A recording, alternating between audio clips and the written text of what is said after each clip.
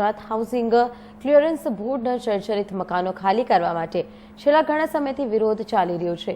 ત્યારે આજે પોલીસની ફોર્સ ઉતારી પાણી અને વીજ કનેક્શન કાપવાની કામગીરી કરવામાં આવી। લોકોને ઘરોમાં બંધ કરી અને વિરોધ ન થાય તે રીતે બળપૂર્વક કામગીરી કરવામાં આવી। સચિનના પાલીગામમાં 6 માળાની ઇમારત ધરાશાયી થયા બાદ 7 લોકો અંદર કાટમાળમાં દટાઈ ગયા હતા અને 7 લોકોના મોત થયા। આ ઘટના બાદ મહાનગરપાલિકાનું તંત્ર સાફું જાગ્યું છે અને જર્જરિત મકાનોને તાત્કાલિક ખાલી કરાવવાના આદેશ આપી દીધા છે। ત્યારે સચિન અને કંસાડમાં આવેલ Surat Gujarat housing slum clearance બોર્ડના મકાનો અતિ જર્જરિત હાલતમાં હોવાથી તેને ખાલી કરવા માટે ભારે મથામણ કરવામાં આવી રહી છે। અગાઉ નોટિસો પાઠવ્યા બાદ પણ તાત્કાલિક મકાનો ખાલી કરવા માટે આદેશ આપવામાં આવ્યા હતા। ત્યારે ઘણા મકાનોના રહીશોએ મકાનો ખાલી કરી નાખ્યા છે, પરંતુ હજુ ઘણા બધા લોકોને વૈકલ્પિક વ્યવસ્થા મળી નથી, જેના કારણે આજે ગુજરાત હાઉસિંગ બોર્ડના ચેરમેન સહિતનો સ્ટાફ અને સુરત મહાનગરપાલિકાના માણસો અને પોલીસના જવાનો સાથે પાણી અને વીજ કનેક્શન કાપવા માટે ટીમો ઉતરી ગઈ અને વર્ષ 1991માં આ મકાનો ફાળવવામાં આવ્યા છે। 33 વર્ષ જૂના મકાનો હાલ અતિ જર્જરિત થઈ ગયા છે, જેને લઈને પાલિકાને ગુજરાત હાઉસિંગ બોર્ડ દ્વારા મકાનો ખાલી કરાવવા આદેશ આપ્યા છે। જો કે આજે પાણી અને વીજ કનેક્શન આપવા માટે પણ પોલીસના ધડે ધાડા ઉતારી દેવામાં આવ્યા હતા અને આ રહીશો કોઈ ગુનો આચરીને છુપાયેલો હોય તેવી રીતે વર્તન કરવામાં આવી રહ્યું હોય તેવું લાગે છે।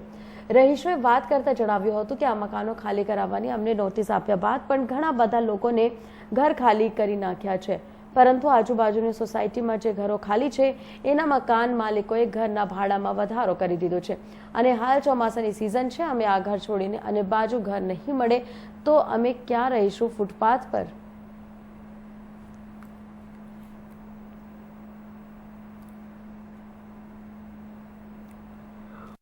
સુરત મહાનગરપાલિકાના હાઉસિંગ બોર્ડના દ્વારા આજ સચિનના સ્લમ બોર્ડમાં મોટી સંખ્યામાં પોલીસ બળ સાથે જે સ્લમ વિસ્તાર છે ત્યાંની પાણી અને ઇલેક્ટ્રિક વીજ કનેક્શન છે તેનું કનેક્શન બંધ કરવા માટે શરૂઆત કરવામાં આવી છે। મોટી સંખ્યામાં પોલીસ બળ અહીંયા છે। સ્થાનિકોને સમજાવવામાં આવ્યા છે કે કોઈ જાતની ગેરપ્રવૃત્તિ કે કાયદો પોતાને હાથમાં ના લે। તમે જોઈ શકો છો કે આ પાણીનું જે કનેક્શન છે જીસીબી દ્વારા ખોદીને એની કનેક્શનની લાઇન બંધ કરવામાં આવી રહી છે ને આમાં પૂરા સુરત મહાનગરપાલિકાની ટીમ હાજર છે અને અહીં પોલીસ મોટી સંખ્યામાં પોલીસ બળ ઊભી છે કે કોઈ જાતની ઘર્ષણ કે વિરોધ ના થાય તે પોલીસ ધ્યાને દોરી રહી છે। જે અલગ અલગ ગલીઓની અલગ અલગ પોઈન્ટો છે તેઓ પોઈન્ટોમાં આ કનેક્શન જે પાણીના આપવામાં છે જીસીબી દ્વારા ખોદીને એ પાઇપ કાયમ માટે બંધ કરવામાં આવી રહી છે, કેમ કે શાસન પ્રશાસનને એવું લાગી રહ્યું છે જો પાણી અને વીજ જેવી સુવિધા જો બંધ ના થાય તો આ લોકો રૂમ ખાલી કરશે નહીં। આ મકાનો ખાલી કરાવવું એ જરૂર છે। આની જે કન્ડિશન છે એ ખૂબ જ જર્જરિત છે અને એના લીધે જ આપણે એસીપી સાહેબ પોતે હાજર છે, એમને મળીશું। જી સાહેબ। નહીં અત્યારે પોલીસ બળ કેટલું છે સાહેબ? કેટલું હાલ નહીં, પછી આ કામગીરી પૂરી થાય પછી બાઇટ આપવામાં। ઓકે, સાહેબનું એમ કેવું છે કે કામગીરી જે શરૂ કરવામાં આવી છે તે પતી જાય તેના પછી જ કોઈ જાતની પ્રેસ નોટ કે જાહેરાત કરવામાં આવશે। રવિ મેંડે સાથે સુનિલ પ્રજાપતિ, ઇન્ડિયા ન્યૂઝ, સુરત।